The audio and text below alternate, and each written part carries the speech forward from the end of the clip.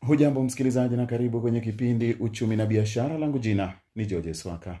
Benki ya Access ya Nigeria imepokea mwangaza katika makubaliano ambayo yanalenga benki hiyo kumiliki National Bank of Kenya, kwenye mpango ambao unahakikishia benki hiyo ukuaji mkubwa katika kanda ya Afrika Mashariki, huku benki kuu nchini pamoja na hazina ya kitaifa wakiwa wameidhinisha mpango huo.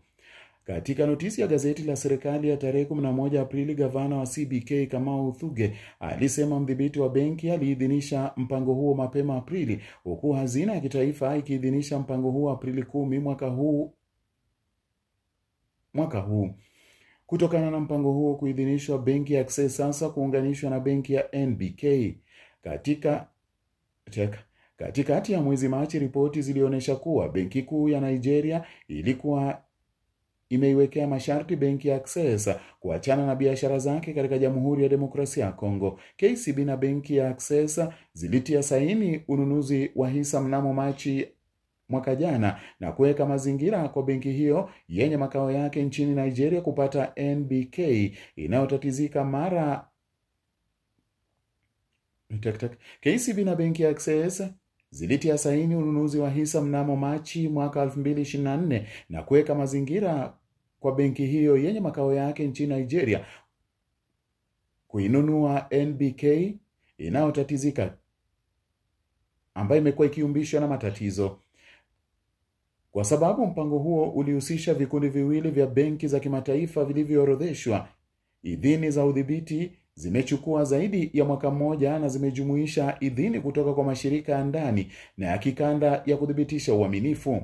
Mamlaka ya ushindani nchini Kenya iliidhinisha mpango huo kwa sharti kwamba benki ya Access ibaki na angalau 80% ya wafanyikazi wa NBK baada ya kuunganishwa.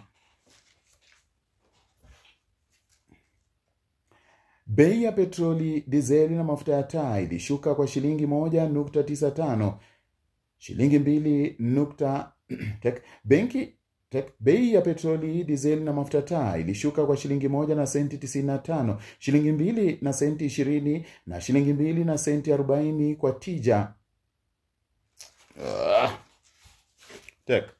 Bei ya petroli, dizeli na mafuta ya taa ilishuka kwa shilingi 1 na senti 95, shilingi 2 na senti 20 na shilingi 2 na senti 40 kwa lita, kulingana na bei iliyotolewa Jumatatu na mamlaka ya kudhibiti nishati na petroli EPRA.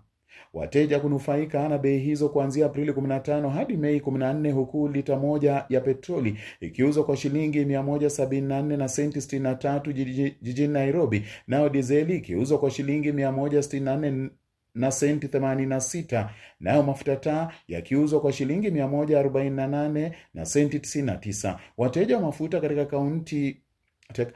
mafuta katika kaunti hiyo wananunua lita petroli kwa shilingi 174 na senti 67, huku dizeli katika kaunti hiyo ikienda kwa shilingi 165. Wateja wa mafuta katika kaunti ya Kisumu wananunua lita petroli kwa shilingi 174 na senti 67, huku dizeli katika kaunti hiyo ikienda kwa shilingi 165 na senti 24, na mafuta taa yakiuzwa kwa shilingi 149 na senti 42. Mkurugenzi mkuu wa EPRA Daniel Bargoria amesema kuwa kushuka kwa bei hiyo kulichangiwa na gharama ya mafuta yaliyoagizwa kutoka nje kupungua kwa 4.89 kutoka kwa dola za Marekani 637.22 kwa kila mita ya kujaza mwezi Februari mwaka huu hadi dola za Marekani 606.06 mwezi Machi mwaka huu. Siku chache baada ya Marekani kuondoa ushuru na kwenye rubaza ya kimataifa, ni kwa siku chache baada ya Marekani kuondoa ushuru katika bidhaa za elektroniki zikiwemo simu, kompyuta na bidhaa zingine ambazo zinatengenezwa na Uchina, soko la hisa la Marekani lilionekana kuimarika siku ya Jumatatu. Hata hivyo, rais wa Marekani Donald Trump amesema kuwa kuondolewa kwa ushuru huo huenda ukadumu kwa muda mfupi, huku akilenga kuhamasisha bidhaa hizo. Hata hivyo, rais wa Marekani Donald Trump amesema kuwa kuondolewa kwa ushuru huo huenda ukadumu kwa muda mfupi, huku akilenga kuhamishia bidhaa hizo katika mpango tofauti wa kutozwa ushuru. Licha ya kuongezeka kwa sehemu Licha ya kuongezeka kwa sehemu, masoko ya hisa ya kimataifa bado yako chini kuliko yalivyokuwa awali kabla ya tangazo la ushuru la Trump lililotangazwa Aprili 2 ambalo licha ya kuongezeka kwa sehemu, masoko ya hisa ya kimataifa bado yako chini kuliko yalivyokuwa awali kabla ya tangazo la ushuru wa Trump lililotangazwa Aprili 2 ambayo ilikuwa siku ya ukombozi nchini Marekani. Masoko makuu ya hisa Marekani na Ulaya yalianguka. Masoko makuu ya hisa Marekani na Ulaya yalianguka baada ya ushuru. Masoko makuu ya hisa Marekani na Ulaya yalianguka baada ya ushuru huo mpya kutangazwa na kupanda kwa rekodi baada ya Trump kusitisha ushuru huo kwa siku 90. Haya yanajiri huku uagizaji mwingi wa bidhaa kutoka Uchina hadi Marekani ikiwa imepandishwa kwa 145% kabla ya Beijing kujibu kwa kutoza bidhaa zinazotoka Marekani ushuru wa 125%.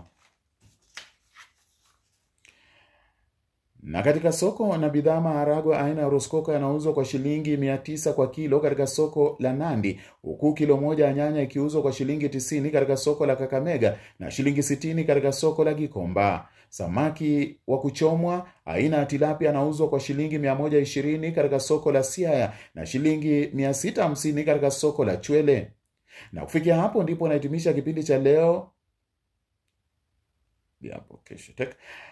Na kufikia hapo ndipo nahitimisha kipindi cha leo. Hadi hapo kesho, na kutakia mchana mwema. Chukua hii kwanza, alafu ndio nifanye ya English.